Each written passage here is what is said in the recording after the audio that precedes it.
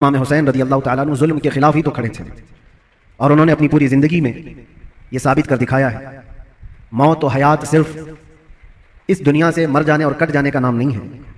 जो रसूल पाक सल्लल्लाहु अलैहि वसल्लम की मोहब्बत में मर जाता है अल्लाह उसे हमेशा ज़िंदा रखता है। आज सिर्फ दो चंद नसीहतें आपके सामने रखता हूँ कि बहुत सारे लोग इमाम हुसैन का गम मनाते हैं कि उनकी शहादत हो गई, करबला में उनके बच्चे शहीद हो गए और उनका पूरा ख़ानदान जिस आजमाइश में मुब्तला था। ये सब बयान करने के बाद रोते हैं, धोते हैं, सब कुछ गम फितरी बात है, जो भी सुनेगा उसको गम होता है। लेकिन मैं ये पूछना चाहता हूँ, अगर सही मानों में इमाम हुसैन का गम ही है आप और सही मानों में उनसे मोहब्बत की वजह से गम करते हो, करबला के वाक़यात सुनने के बाद आंखों में आंसू आ जाते हैं, तो कभी अपने चेहरे पर नजर डाल करके भी देख लेना क्या ये हुसैनी चेहरा है या नहीं है। गम हुसैन का तो है, चेहरा हुसैन का क्यों नहीं है। बड़ी बात है मेरे अजीज, तुम्हारे कहने में और करने में फर्क नहीं होना चाहिए। जिस चीज की मोहब्बत का दावा कर रहे हो वो हुसैन आजम रसूलुल्लाह की शरीयत और रसूलुल्लाह की सुन्नत बचाने के लिए अपने बच्चों का खून भी कुर्बान कर दिया। और आज हमारे बच्चे, हमारे नौजवान दिन भर न जाने कौन से ऐश में मुब्तला रहते हैं, नशा की जिंदगी, ताश के पत्तों में, शराब की बोतलों में। क्या ये जवानी आपको इसलिए दी गई है? हुसैन आजम का जिक्र सुनने वाला कभी ऐसा नहीं कर सकता कि उसकी नशे से दोस्ती हो, कभी नहीं हो सकता। कभी याद करो कि 3 दिन के भूखे और प्यासे सबर के उस पहाड़ को। एक बात मैं आपको बता दूं, हमारे बच्चे की उंगली में भी अगर चोट आ जाए ना तो बेकरारी बढ़ जाती है।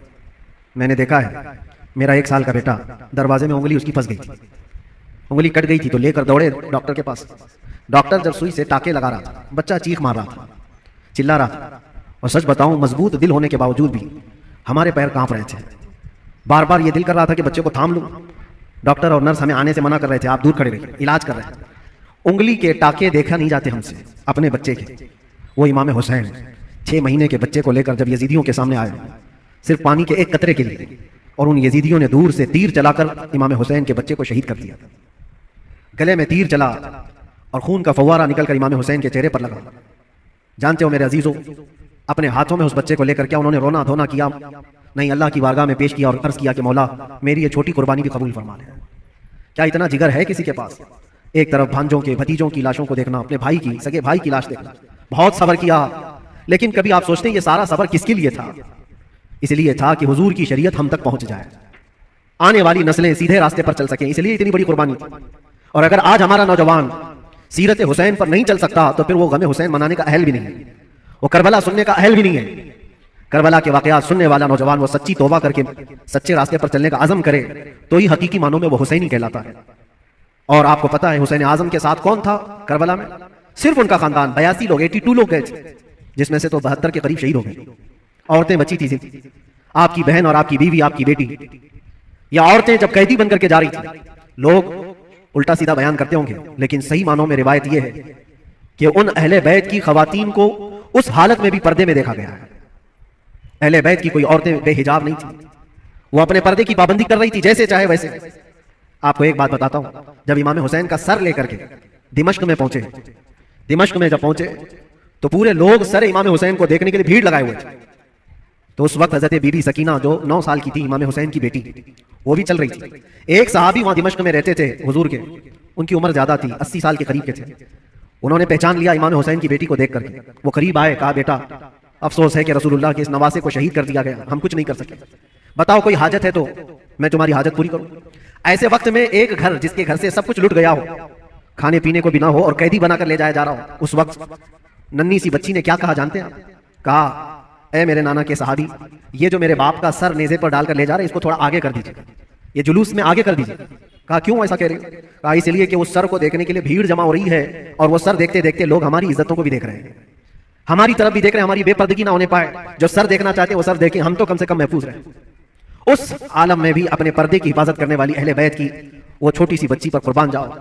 आज हमारी भी औरतें हैं, औरतों को इस करबला के वाकये से ये सीखना चाहिए कि जितने ऐश परस्ती में दुनिया तुम्हें आज बाहर दावत देकर बुला रही है, मेरी बहनों, ये हकीकी जिंदगी नहीं, इस्लामी जिंदगी ये है कि रसूलुल्लाह सल्लल्लाहु अलैहि वसल्लम के अहले बैत से जुड़े हुए हर खातून ने ऐसी जिंदगी गुजारी है कि किसी अजनबी ने जिंदगी भर उनके किसी चीज को देखा नहीं।